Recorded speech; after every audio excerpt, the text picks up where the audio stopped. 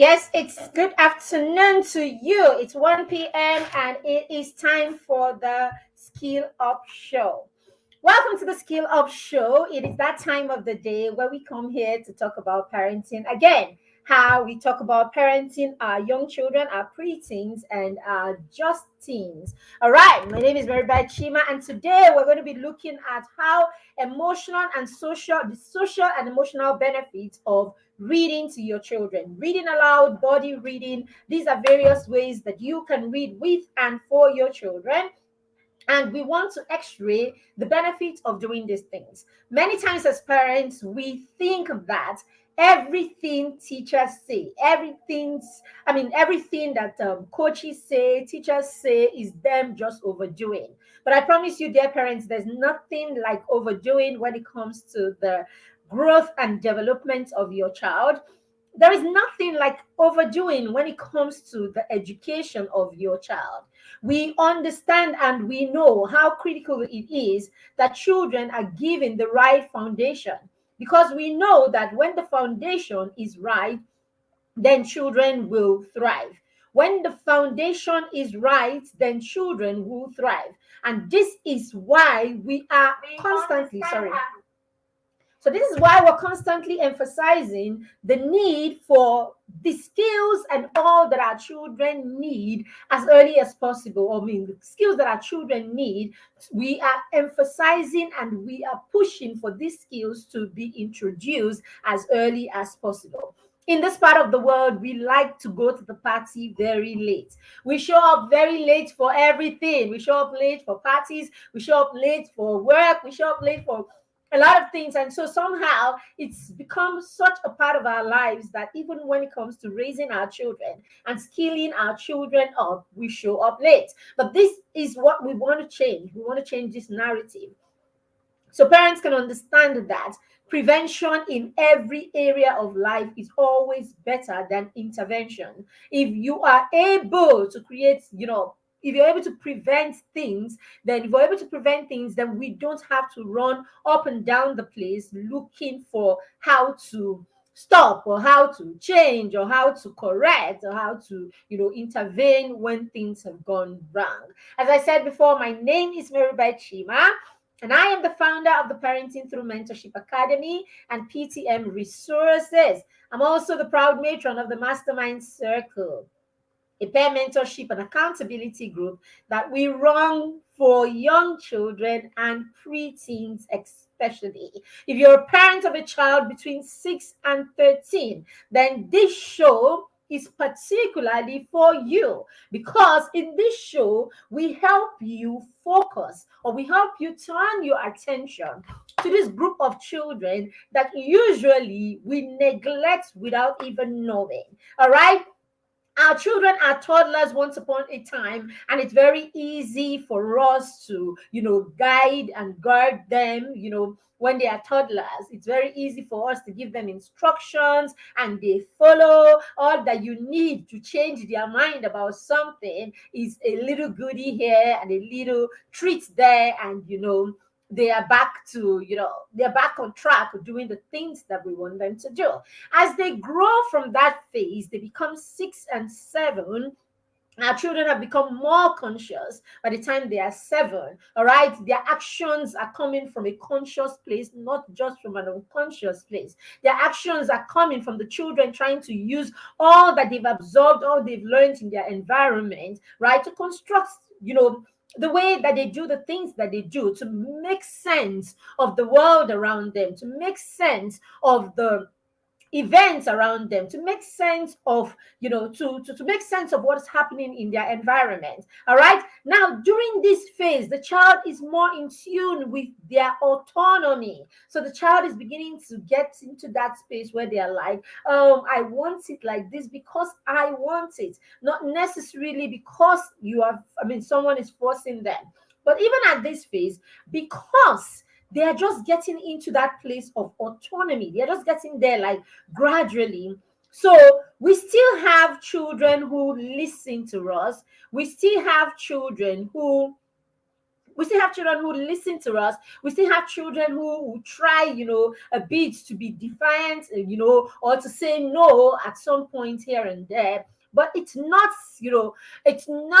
that they're not so fixed in what they believe in or in their convictions yet.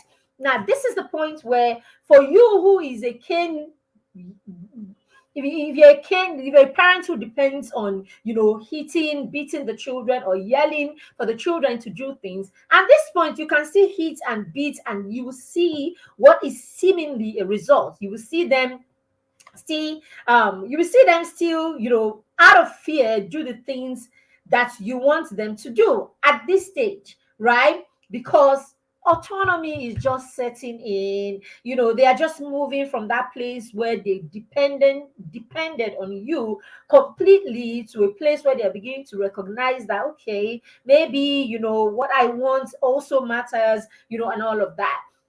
So, because it's not a very tough phase for us, we can still yell, we can still get angry, we can still, use the cane, and the child immediately adjusts. So, at this stage, we think we have it under control, because we feel, okay, the child, this is where we brag that, if you do anyhow, you see anyhow, we reset their brain. This is the resetting brain time. We think that the resetting is working, because, you just open your eyes and the child will adjust, and all of that. This is the time where they actually recognize all your mannerism, and, when you change face, for African parents, you know what I'm talking about. All right. So this is a phase that the child tends to understand all that, by now, if if it's something that you do regularly. So it feels like, okay, yeah, I got it under control. All right. But what is happening is, we are neglecting this group of children. We're not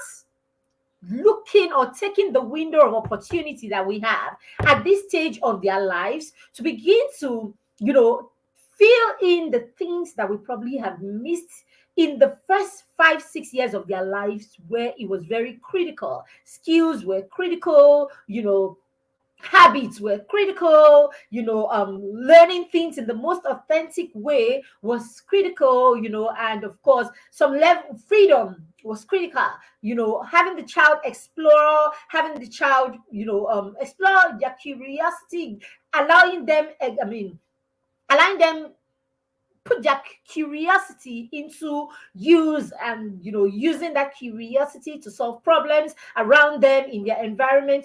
So at this stage, right, at this stage, we were supposed to, calm down and see the things that we have missed in the phase before this phase, and do a lot of work during this phase. But more often than not, what you get during this phase is that we become complacent, because this is the phase where just a little yell and the child conforms, just one slap and the child adjusts. This is the phase where you just need to turn your eyes and the child can recognize. So the child is at war with himself, because he is trying to be autonomous at this stage, and yet he is so afraid of, the consequences, and all of that will come. So this is like the most confusing stage for the child. It can be really confusing, and if you do not have the skills, or you do not have the knowledge, you are neglecting this child at this phase, and more often than not, you are causing more harm for the child than you are helping the child, if you do not understand what the child is going through. So that's why, as parents, it is very important that we understand the psychology of our children. We understand the brain development, where our children, what is happening in the brain of our children, right, is very key. We need to understand this. We need to also understand the psychology of our children. We need to understand all of this, right? Now, as I said, this phase is that phase where we neglect all of this. Now, the next phase that we bounce back in, and we begin to get very serious, very worried, very restless, is when they've crossed this phase and they've become teenagers. Now, at the point you realize, all of a sudden, you will just wake up one day and you realize you have a 15-year-old that is really disrespectful.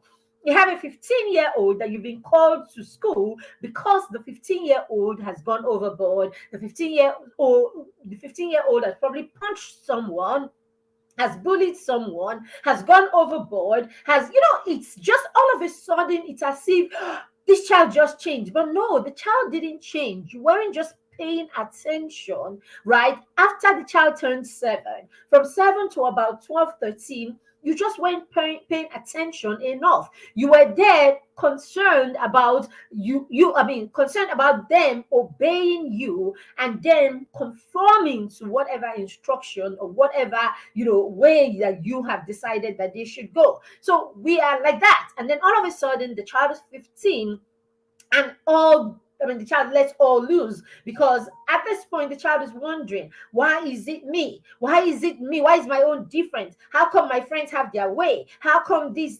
How come that? And then the child will give you one day. The child just gives you one, and it will throw you completely off balance, because at that point you didn't see it coming. So this is the one now you now begin to hear parents say that the child has changed, maybe it's the school. So you will also realize that this is the time that parents change their children's school the most. JSS1, JSS2, from year 6, JSS1, JSS2. This is the time the child is in JS1, is in one school. JS2, you move them to another school. JS3, you move them to another school. You're just up and down the place, because all of a sudden you are looking for solutions, or you are looking for the problems from the wrong places, or you are seeing the problems in the wrong places. Now, usually the problem is not here. The problem happened between 0 and 5, and then you had a window of opportunity between 6 and 12 thereabout to do something about it, and you didn't. And then boom, the child is a teenager right now, and you are having to deal with all of this, all of a sudden, because when they become teenagers, you don't have a choice. You will see them, you will hear them, and you will see the gaps in them. Whether or not it will just manifest, you can't ignore it anymore. All right, so this is why we do what we do here in this show. We're trying to force you to pay attention to this group of children. We're trying to force you to pay attention to your children during this phase of their lives, because it is a window of opportunity for you to help them unlearn some of the negative behaviors that they have learned. It's an opportunity for you to feel some of the gaps that you have missed, or some of the things that you didn't know you could have done with them, some of the learning and some of the skills that the child should have embodied between 0 and 7 that you missed, okay, 0, 6, 0, 7, thereabout. And this is the time that you cannot step in there, and we're trying to help you. Now, we also know that it is a bit more difficult than it was between 0 and 5, right? For the child to, between 0 and 5, the child will learn in the easiest and the most stressless way. Easiest, most authentic, most stressless way, because nature pulls the child naturally to these skills. Okay, it's a time where there is a natural pull by nature for a child to develop skills in different areas: language, organization, right? Language, organization, math concepts, all of these things. They're more, what do you call it? Movements, right? So it's that period. So that period between 0 and 5 are those sensitive period where the child is supposed to learn all of these things. Now, it doesn't happen, or it didn't happen during that time. And so when the child has passed that phase, it becomes a little more difficult. Now, by what do I mean when I say a little more? I mean more difficult, because at this phase, it will need more push. All right, so you will need to push more.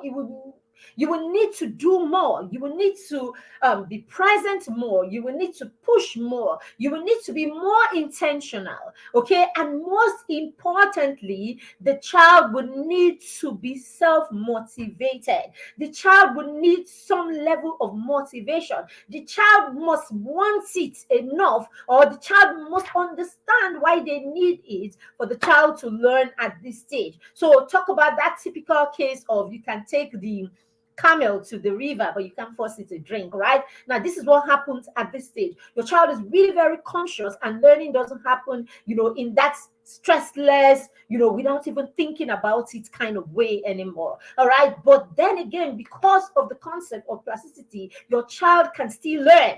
Children can learn, human beings, we can learn at any point. All right. But at that stage, we will have to have determined, or we will have to be determined to learn. We will have to be motivated to an extent. You must see the need. You must contribute to that learning process for it to happen. Okay. And of course, this is why when you have children, your children struggling, with a subject, by the time they're in primary 4, primary 5, it's not as simple as you stepping in and they get it. Okay. The child will have to be in that space where he really wants to do well too. The child must be in that space where he's really ready to sit down and pay attention to the person that is providing the scaffold, for the person that is providing, right, the support in order for the child to get it right. So this is the stage that if the child is not interested, very little is going to be happening, because what you will get is, I still don't understand. So that's why we say, in parenting, it's important that you know what your child needs for time, and that you're doing everything within your ability to be present, okay, with the right content at that stage where the child needs it, so that you can nip the things you need to nip in the bud, so that you can give the skills or offer the skills that the child needs for time, so that you can introduce the habits that can last and can be transformed as the child grows older. All right. So this is very key.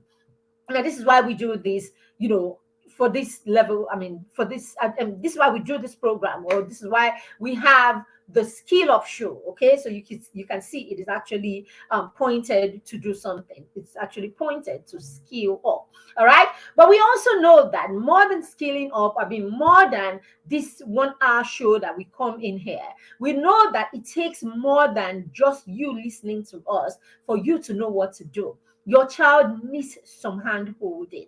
Your child needs a support system. Your child needs other partners who will partner with you. All right. So if you are a parent and all you do is show up, once in a while, or you show up with these things we're talking about once in a while, then your child will still struggle. At this stage, what you need, especially for this group of children between 6 and 13, thereabout, for your school age children and your preteens, you need a lot of consistency. At this level, or at this stage, you need consistency. When you introduce a skill, when you introduce an experience, whatever it is you introduce, you must be consistent enough, all right, for it to take root. You must apply practice, meaning the child will have to be involved. When the child is involved, when it becomes practical and not just you talking, then your child is able to internalize this, because repetition will happen. And we say repetition is the mother of all learning. So when the child is learning and there is learning and there is repetition, then the child will internalize what it is that the child is learning. So there has to be consistency and there has to be practice, a lot of it during this phase of the child's life. Remember, you are building foundation, or you're building foundation at this phase. And if there's anything that the child has lost or missed during their formative years between 0 and 6, you have a wonderful window of opportunity between 7 and 13 to nip it in, and then of course help the child learn. Remember, there's also that factor that the child is still listening to you a lot. It's still easier for you to influence the child at this time of their lives than it is for you to influence them when they become full teenagers. So you want to take the opportunity, because it's easier now. The longer it takes, the more difficult it is for you to influence the child, for the child to learn easily or in their authentic way, okay? And of course, for the child to be motivated. So I hope you understand why we do this now, and why we keep insisting that during these ages between 6 and 13 are very important as well. All right. They are the window of opportunity that you do not want to take for granted. All right. Now we know this. Let's move. Now, what is a part of reading in all of this? I've been talking about reading for the longest time. I've been talking about reading, and you will be wondering, what is it, this woman? Is it not time to stop with all this reading? We've been talking about reading for over a month, for almost 2 months now. So if you have not heard yet and you still do not understand why your children should be reading, please permit me to remind you once more that reading is the foundation skill for other skills. All right.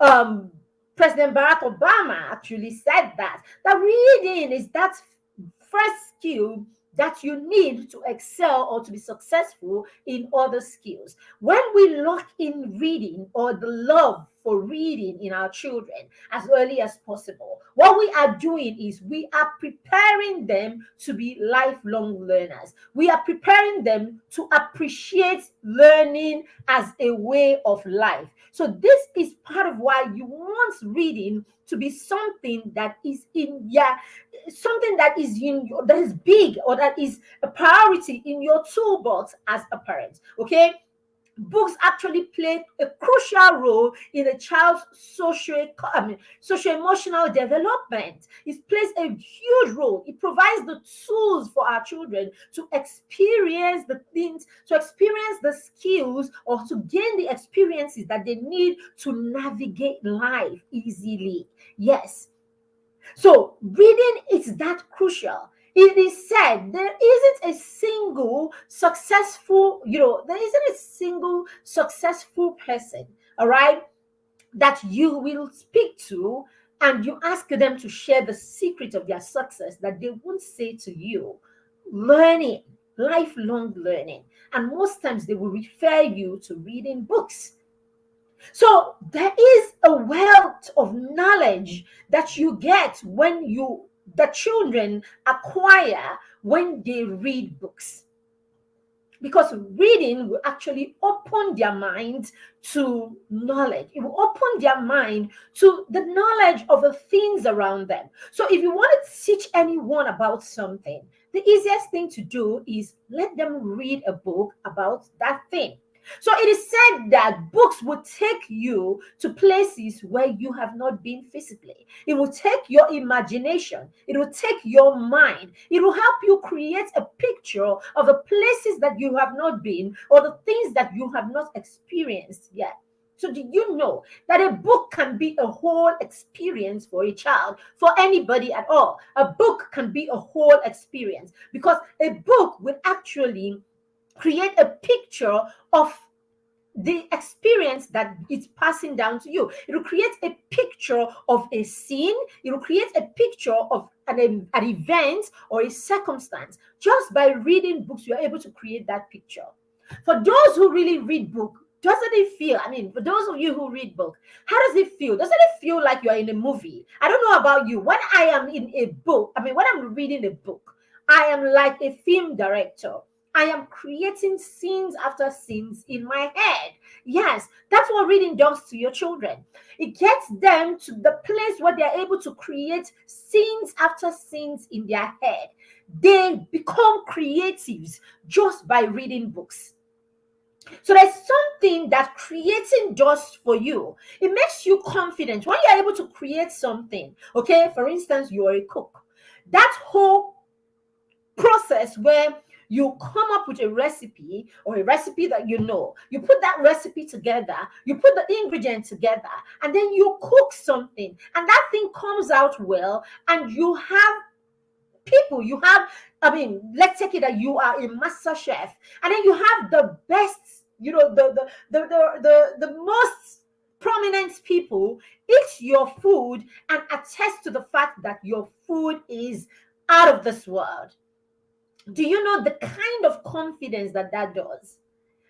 Do you know the kind of confidence that does right to the person? Have you seen some of these master chefs? Have you seen these people that are like, professional chef? Do you see the kind of confidence and the kind of attitude with which they go about their business? It is what being able to create does for you.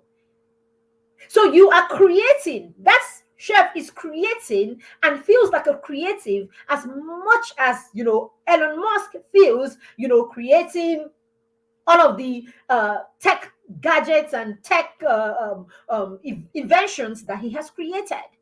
So it is creativity. It is the same feeling that a painter would have by creating. So do you know that when children create, when they read books and they're able to create these images in their head, it is the same feeling that they get. It is the same feeling of satisfaction when we read books. When we read books and we're able to create this picture and we're able to get into that world that the book is offering us, it's the same ecstatic feeling that we get. So it's the same way that people who are addicted to drugs or whatever it is you're addicted to, it's the same way that the same hormones, the same endorphins and the same dopamine and all of these hormones, that when they take in these substances or when they take in these substances that actually give them that good feeling that they have, that same feeling that they have when they take these substances and the same hormones that is released. Do you know it is the same feeling that you get when an artist get when he finishes with creating a masterpiece? It's the same feeling you get when you finish making a lovely dress and everybody is shouting and screaming and giving their accolades for how amazing you are with your creativity and all of that. It is the same thing that your child feels at their level when they read a book and they're able to create and that whole feeling of that experience. It feels like a little thing, but it's huge. And usually creatives build confidence by doing this. The more you create, the more confident you are as a person. Because what it simply means is you can start something from the scratch and you can see it to the end and you can see a beautiful masterpiece that has come about as a result of your work, as a result of your thought process, as a result of your creativity. So that's it. So yes, this can be the first kind of creativity that your child is launched into. That's what we're trying to say. You can use books to get your child to that point where they begin to feel like when they feel like the creative that they are. And that's where you nurture it in the first place. So yes, our children can actually build their emotions and build their social life right through reading. So we talked about reading aloud. What does it mean to read aloud? Read aloud just simply means when, of course, you are reading to your child or you are reading with your child. And so you read, and when you read aloud, your child is listening. So you are actually stimulating your child's senses. You're stimulating more than one sense at the same time. Your child is looking at the lovely pictures of the book, especially, okay, when they are young children. All right, so the child is listening, looking at the text, or is listening to the beautiful colors of the book, okay, and the child is seeing this. This is appealing to the child's, visual sense, right? It's appealing to the child's eyes. And then the child is listening to you. So when you read aloud, you don't just read aloud. You read aloud so that the child is stimulated. Their ears are stimulated right by the sound. And so language, your child is developing language. Your child is learning how to speak. Your child is learning vocabularies. Your child is learning through the sound or the tone of your voice. The child is learning how characters interact, the respect, the mutual understanding that goes on between two characters in a scene. This is enough to teach your child how to interact and how to connect with people. So yes, reading can do all of these things. All right, so I'm going to take you through a list of 6-7 things that reading aloud and body reading. So reading aloud, you're reading to the child is listening, okay, and then of course you're allowing the child, right, you're stimulating more than just the child's visual senses. You're stimulating all other senses. You're teaching language, you're using rich language, you're teaching the child communication, you're teaching the child communication, you're teaching them social connections, interactions, and all of that. And of course you are stimulating, of course, their sense of hearing when you read aloud to the child. All right, now when you do this, when you do this, these are the things that areas that your child is developing where you are doing this, or these are areas that your child is also growing in. And that's the cool thing about reading or about skills generally. You could be focused on one skills, but there are always accompaniment skills. There are other skills in the background that that child or that person is developing when we are building skills. So that's why skills are very critical. That's why it's important that we are doing, or we are actively building skills, because when we build one skills, we build other skills by extension.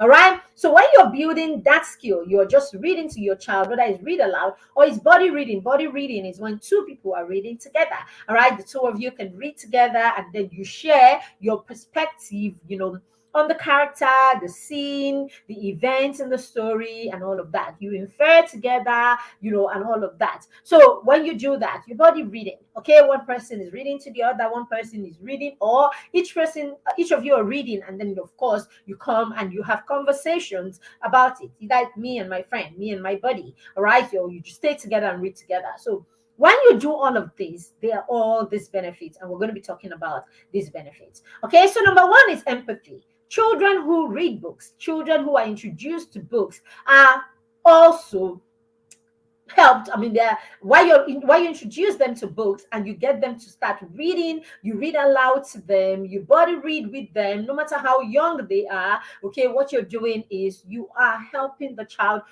meet this character. You're giving them experiences of the character in the story. Now, through the experiences of the characters in the story, the child will learn the different emotions that people go through, the different emotions that these characters will go through, who these characters are, what these characters encounter. The child will have an experience of this, and you will see that through this, your children will begin to empathize, or they will begin to, that's the word, your children will begin to empathize or gravitate towards certain character, all right, because they can relate, or they can feel for what it is that the character is going through. Sometimes you will actually read a book and you could cry because you can relate to what the character is going through at the time. So when children are allowed to encounter books this way, they encounter the different feelings that the characters go through. They encounter the different events in the lives of these characters. And of course, they're able to put themselves in the shoes of this character. They're able to form allies with this characters in their minds. They're able to relate to what it is that these characters are going through. So because of this, your children learn how to empathize. They empathize with the characters in the story, and this way you're able to build empathy in your child, or your child is already building empathy, all right, through just meeting the characters in a story. And you can do this for your child as early as possible. So it simply means that your 2-month-old child is already encountering the different characters in the story. For instance, your 2-month-old child that you are reading a Cinderella story to, that child already knows that, okay, so there is this Cinderella, this girl that didn't have a mommy with her, and all of that, and she lived with these other people who were cruel to her, so your child is already empathizing. Oh, okay. And your child is already learning. Or perhaps it's not a good thing to treat someone this way just because the person is not my sister, and all of that. So your child is already empathizing, or your child can already feel what it is that this character is going through. All right, so this is how we build empathy. All right, you tell the stories, you read the stories aloud, and of course the gift of your perspective is always going to be there. So what are your values? What is it that you want to teach for time? There you go. Through that book and through the story, you can get right in there and let your child see and know what your conviction is as a person, what your convictions are as a family, by sharing your perspective or sharing your convictions while you are reading the story and how you are reading the story. Do you know that just simply by reading, the way you read the stories can actually point your child to form allies with the characters in this story. Your values can actually be passed through how you read and tell a story, as a read aloud story or body reading with your child. So I'm reading a story and I'm like, and so the elephant fell. Well, I'm reading a story and I'm like, and so the baby fell off the mother's hand while the mother was sleeping. And I go like, oh my goodness.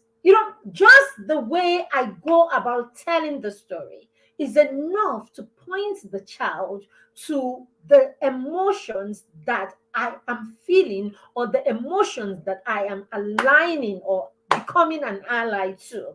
And with this, you can actually pass down, your values to your child. So, yes, reading aloud and body reading can actually help you build your child's emotions. Number two, understanding emotions. Okay, the empathy, the first one. Understanding emotions through the stories that we read to our children.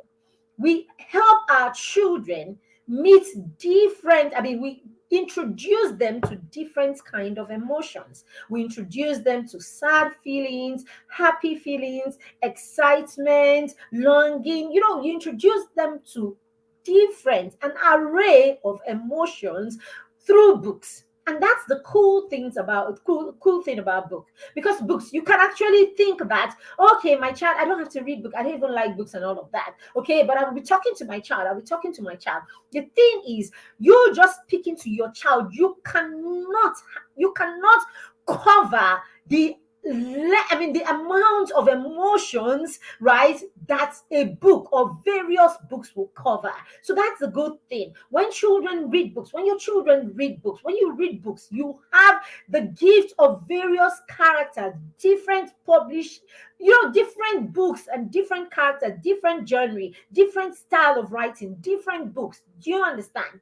For instance, in the 30 days reading challenge that we have, okay, that is starting in 3 days right away. If you have not already started your child, or you're for you, okay? So it's such an amazing, program that we've put together to help your children encounter books, and to help you learn how to help your children experience books. Now, for a parent of a toddler, if you have decided that you're going to read 20 books or 30 books, okay, because the challenge allows you read as many as 30 books if you want to, okay, now you can challenge yourself. Even if you're a parent that doesn't like to read, or you haven't been reading to your child before, now this is an opportunity for you to challenge yourself. What does it take to read 30 stories? The children's book, your toddler's books, are usually very large books, not too many. They're usually very, good example. So now this is a toddler book, right? So usually they have large pictures, right? They have large pictures, they have large text, So I have, can't you sleep, little bear? Now you're reading to your child. Can't you sleep, little bear? Big Bear asked, putting down her bear book, which was just getting to be interested, when she was just getting to the interesting part, and padding over to the bed. I'm scared, said Little Bear. Why are you scared, Little Bear? Asked Big Bear. I don't like the dark, said Little Bear. What dark? Big Bear, said Big Bear. The dark all around us, said Little Bear. Now, reading this, and this is it. We can read the story. You can read the story with your toddler in 5 minutes, and you are done in 5 minutes. But in those 5 minutes, your child has encountered different emotions. Little Bear is scared. Big Bear isn't scared. Okay? And then we go on to the other part of the story. At some point, Little Bear is excited. Big Bear is excited. At different point of the story, your child will go through an array of emotions, or your child will be introduced to an array of emotions. And this is one book that you can read in 5 minutes. Even if you want to be so dramatic about this book, you are done in 10 minutes. You would have had a fantastic time socializing with your child, bonding with your child. If you have 2 or 3 children, okay, that are in that age bracket, you would have had a fantastic time bonding with them, one, fantastic time having them sit down and focus on one activity for 5 to 10 minutes, thereby stretching or helping them practice to keep, to stay, practice, what do you call it now? Having them the attention span, okay, holding down their attention span for 5 to 10 minutes, something that probably isn't the case, ordinarily. After 5 minutes, they're jumping around the place. But this is a great way to get your children to increase your children's attention span, especially for your toddlers and your young children. All right. So you get them there, and the child is listening to you for straight 5 minutes or 10 minutes, just because of how well you are reading this book and how much fun that you are expressing, or how much fun that you are exuding through reading this book, through how your voice is stimulating your child. Now, from this simple book that you are reading, your child is also going to learn listening skill, being able to stay quiet and listen to you until you are done reading. At some point, the child wants to say something, you put a finger up like continue. Or before you start, you have ground rules. I'm going to tell you a story today. Okay, while I'm reading the story, these are the ground rules. You are going to sit down and you're going to listen to mommy. Pay attention. Look me in the eyes. Pay attention. And if you have anything to say, put one finger on. If you have another thing, put two finger on. Or you just simply give them, if they're a bit younger, you give them a post-it note and you give them pencils before you start. If you have any question, just put it down while you're listening to me. Or do you understand? Something like that. Or if you have any question, I'm going to tell you as I'm reading what page I am on. Now, when I tell you, put the page one. Okay, put the page that you have a question on. All right, and then we can continue. That way you don't disturb me. All right, now let's say you have 10 or 15 pages. What does this have? This has, all right, it's not numbered. So this isn't numbered, but give and take, this is about a 1, 2, 3, 4, 5, 6. Anyway, give and take, this is about 15 or 20 pages. All right, so you say to the child, now you're reading, I start. Can't you sleep, little bear? That's the title. And this book is written by Martin Waddell and is illustrated by Barbara Firth. Oh, do you know who an illustrator is?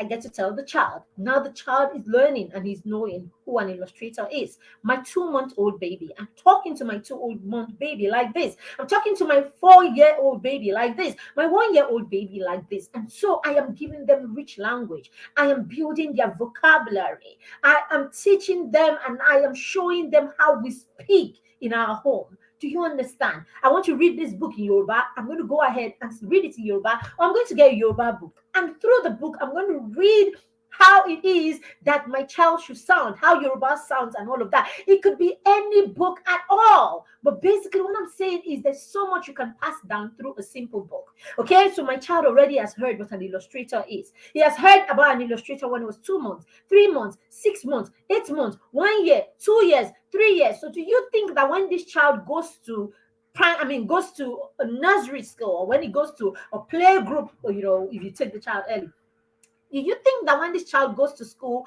at age 3 and the teacher now spends a whole week teaching them about characters and illustrators? A character and an illustrator. Where do you think your child would be in that classroom? Do you think your child will be at a foundation or basic level with every other kid that is that's hearing about illustrator and hearing about characters for the first time? No, your child is going to be operating at a higher level. That is what books does for your children. Yes, that's how it builds them emotionally. That's how it builds them and gets them ready for school, builds them socially, and allows them, to get into that higher level, higher cognitive level, higher social skills, higher emotional skills, just because you introduce them to these things as early as possible. All right, so I'm reading, I get to page 1.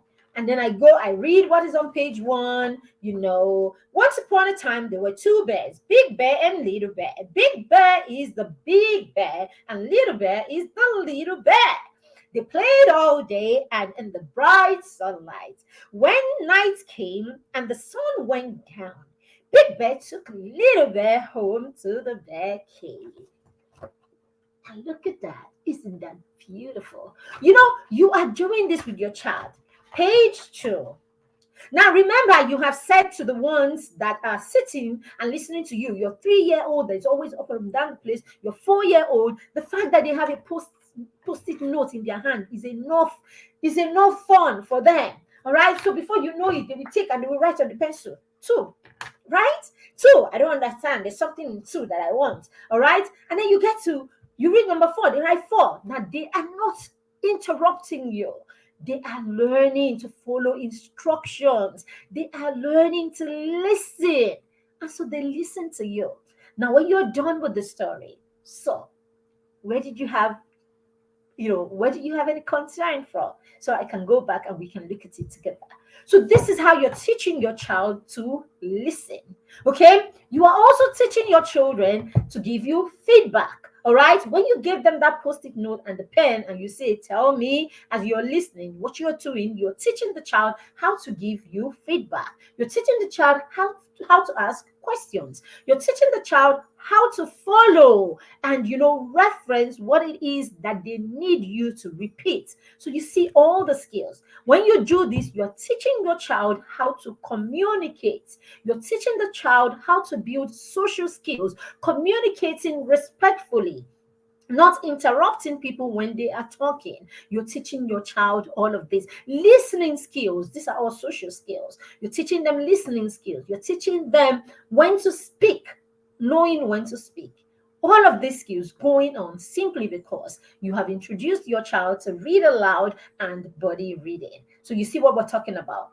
Number three, it will support their academics. Children who learn to read early do well with studying and research. Children who are introduced to reading, because something, reading is anything. Whatever it is that you pick and you are reading through, you are reading. So when you pick an encyclopedia, you are reading. Newspaper, you are reading. Comic, you're reading. Whatever it is, reading. You're reading something from a billboard, you're reading. You're reading something from the manual of a machine, you are reading. So whatever it is that you are reading and you are getting understanding from, whatever text, right, or picture that you are going through and you are getting understanding from it, right, you are already reading. So reading is a skill that you can develop in different ways. Now, when children learn or when children are introduced intentionally to reading as early as possible, what happens is the child develop and cultivate that skill.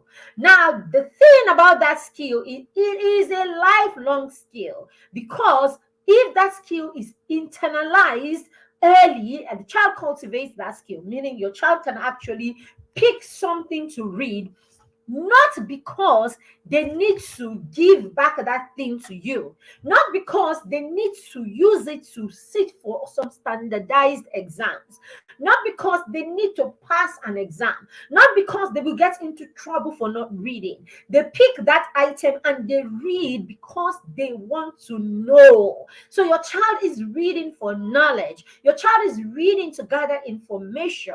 So the child learns this as early as possible. Because, to read for information, to read for knowledge, to read to know. All right.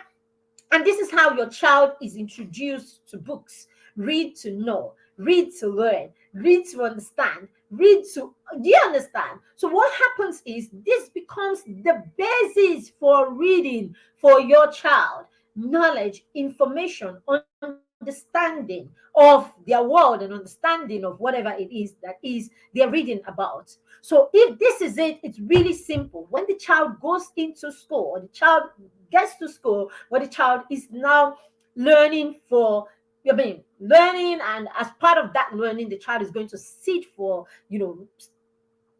exams, and all of that. It's very easy for the child to move from the books that they read, because finally they will still read the school books for understanding. So it's not a chore. So can you see the difference? Now, it's not a chore for your child that has been reading since he was 2 weeks old.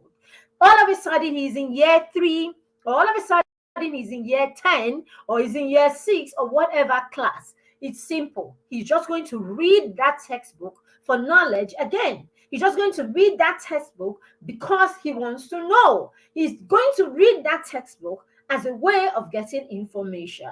And yes, if you read, you get the information, and the exam asks for it, you will give it to them, right? If the examiner asks for it, you will give it to them, because you already read it, you already have that information, and you can give back that information. That's what doing well in school is about. Finally, so now it is the parent, or it is the child, who hasn't cultivated the habit of reading, that now someone telling him to go and read so that he can give back the information from a book or from a lesson that he has learned is a problem for the child that has done this for at the time that nobody needed him to give nobody nothing. We just simply do it again.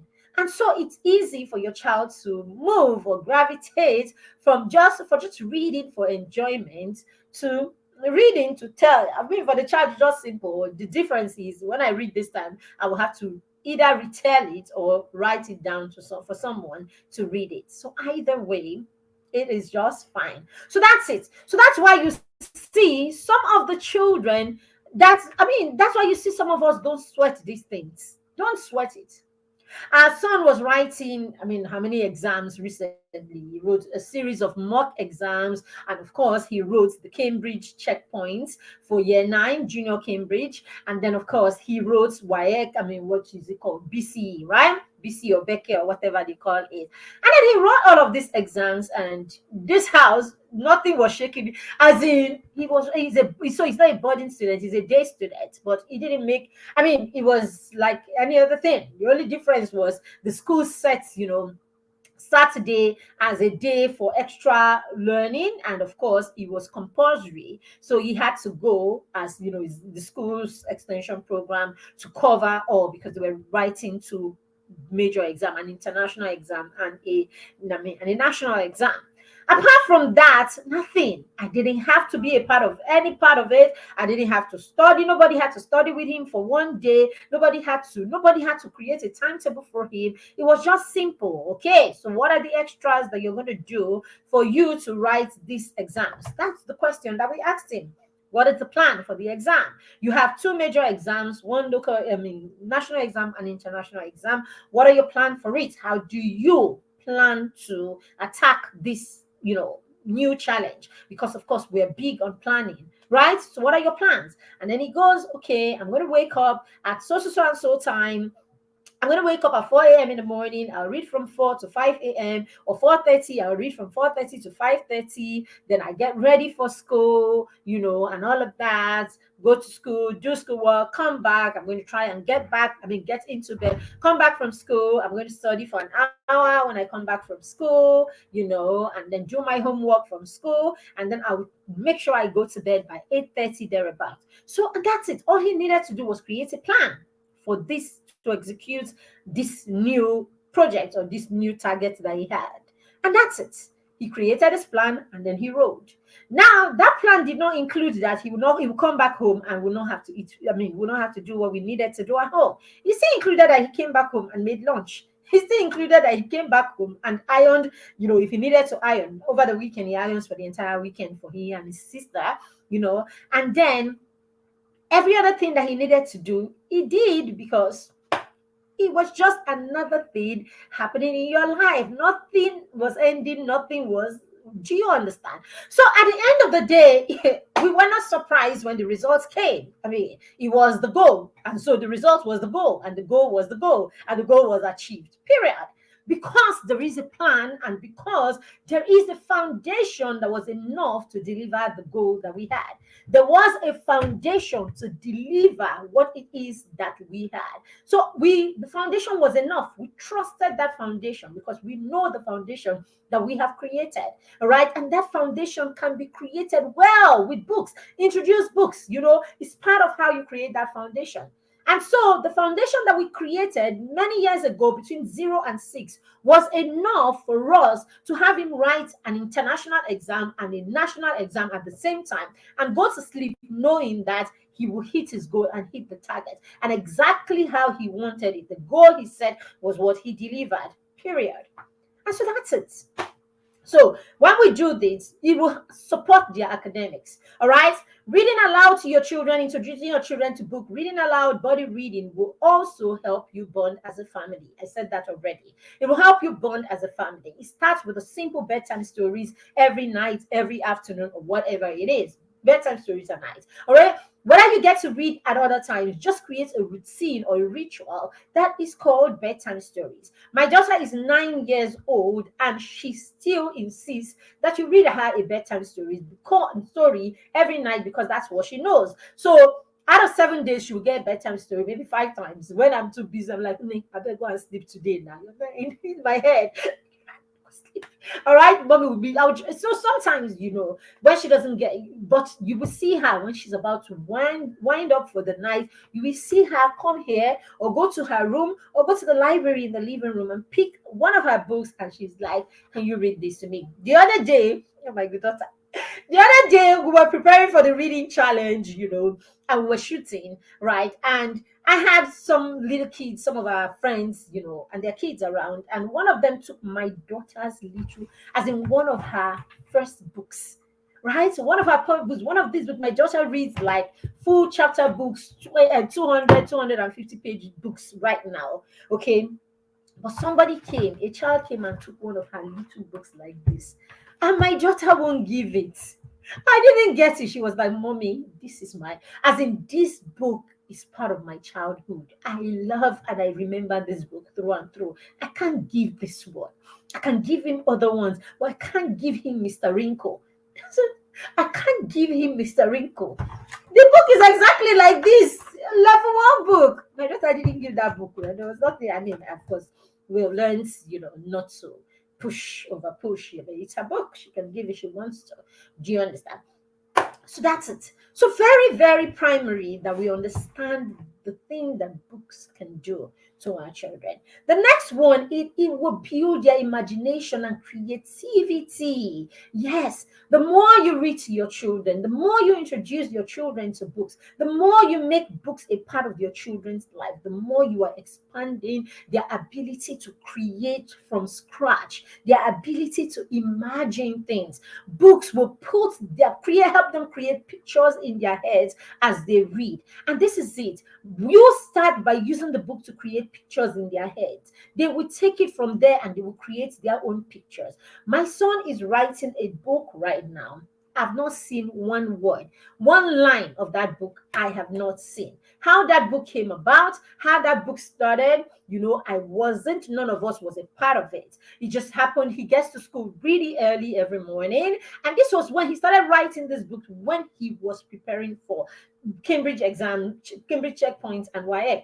That's when he was preparing for BC, Becker, or whatever, Becker. And, that's when he started writing this book. He gets to school pretty early. And when he gets in there, he sits down and he says, just to stabilize or just to relax, he's the first in his class. So he takes his jotter out and he begins to write. And that's how he started writing this book. It was one day his sister wanted to read from it. She had seen something that was intriguing and then she was trying to read it, and they were there, give me back, they were there going up back and forth. I'm like, what is it? And then he was like, and then that was when she was like, "Oh, Kamsi, it's Kamsi's book." And then I'm like, "His book," and all that. And he's like, "Oh, I didn't tell you, Mom, sorry. I am actually writing, as we speak." So he's on holiday, right? This holiday started a week or so before others. All right. Well, that's one of the things that he's doing. And with that, he's able to put, certain discipline strategy on ground. So he writes for 1 hour every day, at least 1 hour every day. At first, he was insisting on writing 1,000 words every day. All right. He was writing 1,000 words every day. And I see him go 2 hours, 3 hours sometimes on the computer writing. I'm like, no, you can't do that. You would have to create some essentiality around here. You can't stay fixed on that book, like that. So use it to create, other things. So through writing that book, he's able to create discipline. Through writing that book, he's able to learn self-control, create discipline. It's been able to help him control how he does other things like gaming. In the past, you will see him run to try and play games and all that. I've not seen him watch TV throughout this holiday. Anyway, that one has been nipped, somehow. But he's not a big TV show fan kind of thing. So he would rather play games. But even the game has been reduced because he has 4 hours of screen time, including every other thing that he's doing. So if he chooses to write for 3 hours, it means that he has 1 more hour of screen time. All right. So he's also on his own preparing for on his own. That has nothing to do with me, because if you ask me, don't go anywhere, don't do anything academic. But on his own, he said he wants to start SAT preparation. Like he just wants to, familiarize himself with SAT and what it looks like, foundation. And because we have always used Khan Academy for the longest, Khan Academy has a SAT program on it. So he says, something, for my 4 hours of screen time, I'll use 1 hour to do Khan Academy. I will use 1 hour to write, and then I'll use 1 hour. He's doing a course on Udemy on Canva. He's doing a course on Canva on how to create graphics, and all of that. And then I'm going to use 1 hour to play games. So you see, this is able to curb your child's socialization, how the child socializes on the internet or whatever it is with their friends and all of that. On the normal day, the child is playing Discord, and the child will have to be there because they are gaming. Some of these games they're going to play with their friends that are far and wide, and all of that. We stick to only befriending people that even when you are gaming. All right, so it has to be your friend or someone you really know and all of that. But even at that, they have the tendency of being there, on and on and on, and then before you know it, parents are chasing and saying leave the game and all. But you don't have to do that, because somehow books have led the child on a journey where the child on their own is already taking the images and the things they can create in their head. After reading all the ones that other people have created, they're able to create their own stories. That's what I'm trying to say. Very, very key. It will also help the child become resilient. It is resilience that allows you start a book. In the mastermind, the children set goals between June and August, and most of them said you could read at least 12 books. That's what we agreed, 4 books in a month. It was a special goal that we set for ourselves. Some of them decided they're going to read 12 books, some of them 11, some of them 12, 13, 14, 15. And so what it means, I get these children reading 4 books in a month, proudly so, and they're excited about it. They're not just reading, they're journaling and they're doing presentations with their parents, and all of it. What does it mean? It takes resilience for you to stay in there and start a book and finish the book. You're teaching resilience. These are all social skills that your children are going to need later in life, right? Very key. The next one, it reduces stress and anxiety. These are emotional skills. All right. When children relax, your child can actually relax with a book and read, and then sometimes they go to sleep. That's why my daughter needs a book when she's going to sleep. She has been read a book every time before bedtime. And so she has learned to soothe herself to sleep just reading a book. So it's simple. She wants to go to sleep and she grabs a book and she says to you, Mommy, can you read me a book? And then you're reading, your voice probably soothing. It's read aloud. It soothes her and then she goes to sleep. Many times now that she's older, before you get to page 3 of the book, she slept. So sometimes when she comes to pull me, I'm doing other things. I just say to myself, just go. It's 3 minutes, 5 minutes, you'll be back. So sometimes, I just take a I tell my husband I'm coming. And then I go to her room, 3 minutes, 5 minutes. She's deeply asleep. All right. So it teaches, help them soothe themselves, soothing and all of that. And then it helps the child become self-aware. It is only through books and all of that our son knows that he has the capacity to do this. Just yesterday, he was telling me he's written 5,000 words. 5,000 words, and he's just on chapter 3. See, my biggest books, I write for children. My biggest book so far is about halfway. My biggest book so far is 10,000 words, 10,000 words thereabouts. And he's writing 10 chapters. He's on the 3rd chapter and he's reading 5,000 words already. What am I saying? It will help your child see the capacity that they have. Just introducing them to books and allowing them, be in that space. They will get creative. They will get imaginative. The stories are unending in their head just because you introduced them to this early. All right, so we're going to have to stop here. If you would like to be a part of the book challenge, it is scrolling right on your screen. Please join this book challenge. Come, let us show you why your children are doing the challenge. You will pick so many skills. You will pick so many things that you can apply in your home, as far as equipping your children, skilling your children up, and supporting your children, bonding and all of that. You will. And the money is not the problem. It shouldn't be. It's just 3,500. With 3,500 naira, we are with you for 30 days, from the 1st of August to the 30th of August. And it's going to be fun. It isn't. You are never going to be online with us for an hour. And even being on a live, whatever, we will not have more than 3 or 4 lives. Like, we will have an onboarding ceremony for everybody. That's the full one. And we will have a graduation ceremony at the end. That's 2 major ones. Every other time is going to be probably a storytelling time or something like that for 15 to 20 minutes. Your child does not need a special phone. Your child does not need a special computer. No, there are going to be lots and lots of activities to do. You will be learning, your child will be learning, having fun. You will be bonding. You will be having a nice time in this challenge. And it's just 3,500 naira, the price of 2 meat pies or 1 meat pie or whatever. I can't even buy you pizza. So there is no excuse why you have not enrolled for this challenge. Okay. So the information is on the screen, as I said, and you also check on the comment section if you need the information to register. We have a good number of people already waiting for this challenge. So you want to be a part of it. All right. If you also want to be a part of the Mastermind Circle, our yearly program, then you want to book a slot for your child by paying 5,000 naira to book the slot. The Mastermind is less than 6,000 naira per month. Less than 6,000 naira per month. So what it means is that you get to pay 70,000 for the entire year. That is lesson money for 1 year, 1 month for your lesson teacher, isn't it? That's lesson money for teacher for 1 month.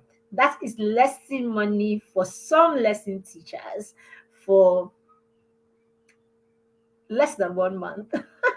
It is for some lesson teachers, and at the most, it is lesson money for 2 months.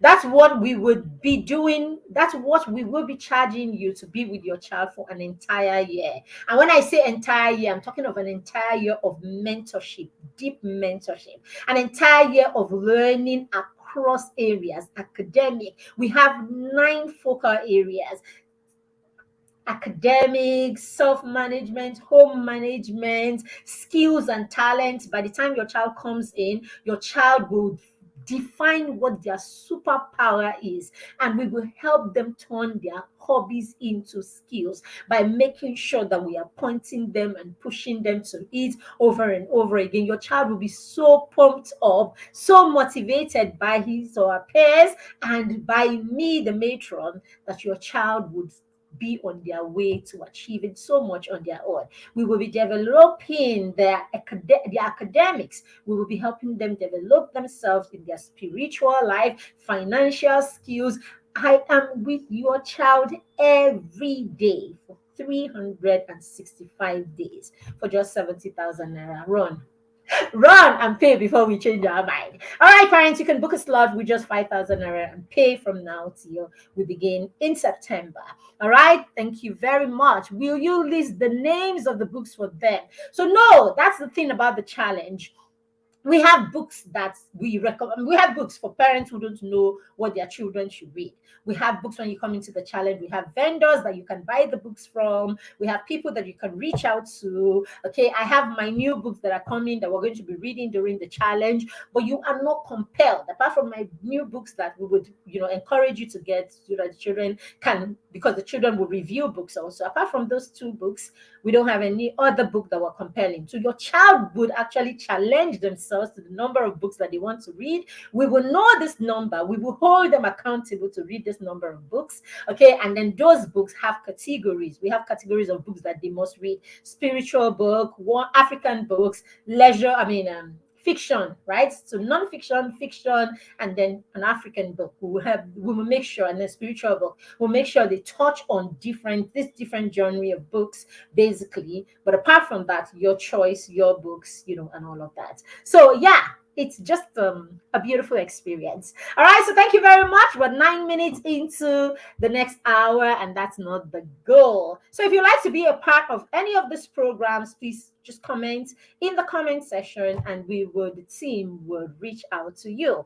But apart from that, you will see the link that you need, or just look on this bar that is scrolling under here, and you can take the information for the book challenge. You can also send us a chat on 081 306 21566. The challenge is 3,500 naira. It's supposed to be more than that now, but we extended the early bird because we want as many people who want to come in to come in. All right. All right, you would like to join that. So we would reach out to you and let you have the information that you need. But as I said, it's actually scrolling on the screen. But we'll be sharing a link with you on Facebook. Just check a few minutes after this video and you can click on it and join. Thank you very much. Have a fantastic rest of the day. And we will see you next week when we come with another episode of the Skill Up Show. But apart from this show, we have a daily show that we do at 8:30 a.m. WAT every day from Monday to Friday. It's a 15 to 30-minute show when we also come and we answer the questions that parents ask us every time. So you can also join us on that show. Thank you very much and bye.